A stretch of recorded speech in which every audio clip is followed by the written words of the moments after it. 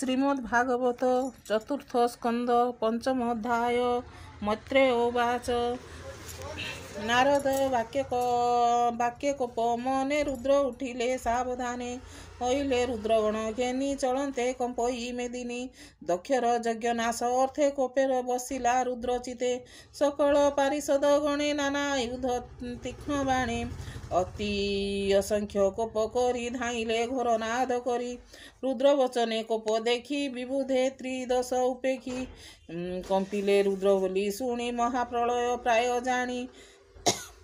कोपे कामुड़ी ओष्टपाटी प्रचंड दिशई भ्रुकुटी। जटा उपाड़ी क्रोध भरे भूमि रे पकाई सतरे। जटा कपड़े अग्नि जले देखी कंपिले दिगपाले। रुद्रर जटा भार मध्ये पुरुष उठे घोर नादे। हसे गभीर घोर स्वने रुद्रगणक बधाने। कोपे अधर से कामुड़ी रुद्रंकु कहे कर जोड़ी। सहस्र भाऊ मेघ स्वने अन्नल जलई नयने।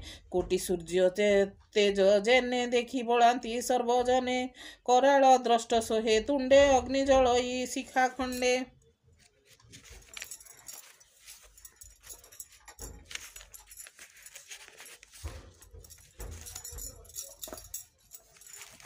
नाना युध दिशे करे मुंडमाल जे लंबे हुरे। रुद्रंकु चाही कर जोड़ी कही अधर कामुड़ी। कह तू की करिबी मुही रुद्र कहती तांकु चाही। तू शुण तू मोर गणक ईश्वर तू एबे मोर बोल कर।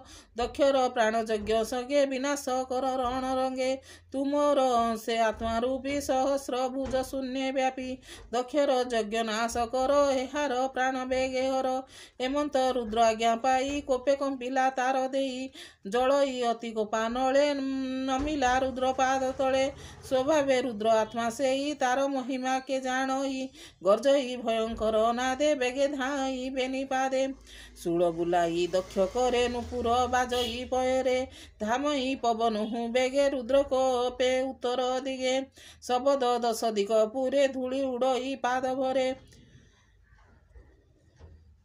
विप्र जे थिले यज्ञशाळे धूଳି देखती अंतराळे। उत्तर दिगे रेणु देखी उठिले सुयज्ञ उपेखी। उत्तर दिगकु अनाई कहती एकुआरे चाही। देख भी दिवसे घोर तम दिग दिशे बात भ्रम।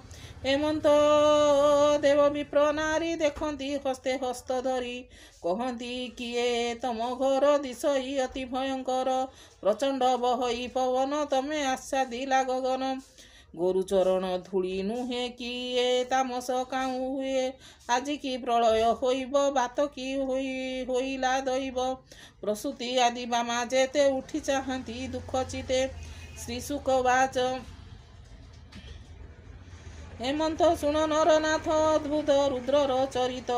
प्रचंड मंडल आकारे तीक्षण शूल धरी करे। रुद्र धाइले अति बेगे देखी पलांती दश दिग भागे। सहस्र हस्त उद्ध करी नटंक प्राय बेश धरी। चंडाट हास सोहे तुंड जेने बिजुली मेघ खंड।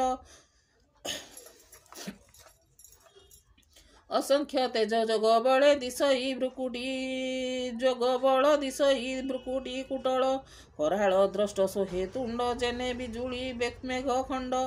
दक्ष को चाही सभा जने कहती अति दुख मने।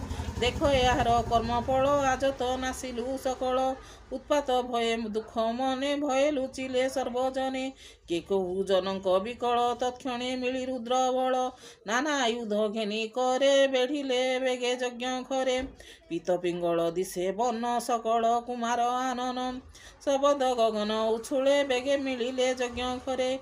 केही भांगिले गृहवास पत्नी भुवन अवशेष। के पाक शाल प्रबसंती के यज्ञ पात्र को लुटंती। के यज्ञ कुंडरे मिलंती मूत्र पुरुष उच्छगंती। के बहु घोर नाद कले यज्ञ में खड़ा बेदी तुले।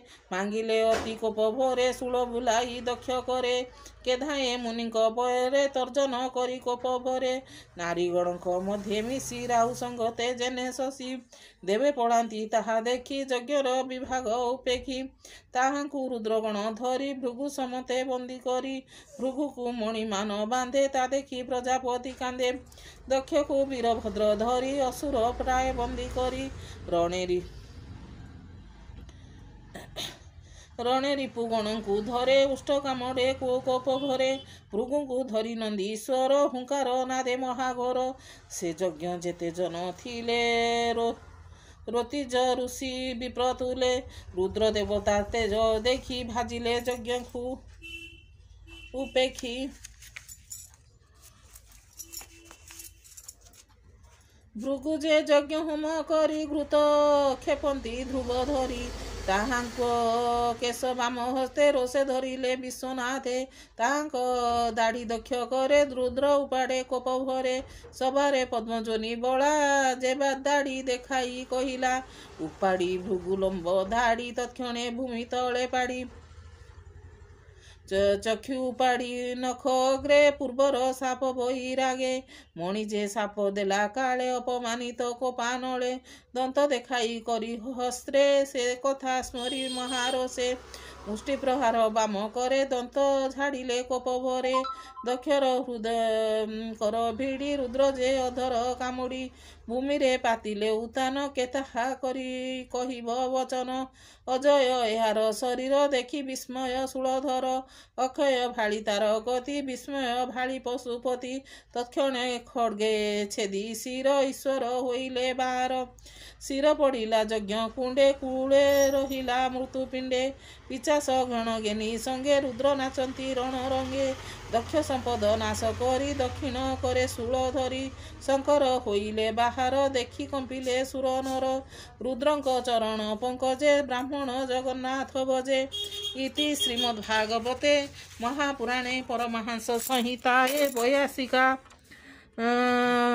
ଚତୁର୍ଥ ସ୍କନ୍ଧେ ଦକ୍ଷ ଯଜ୍ଞ ଭଗ୍ନେ ନାମ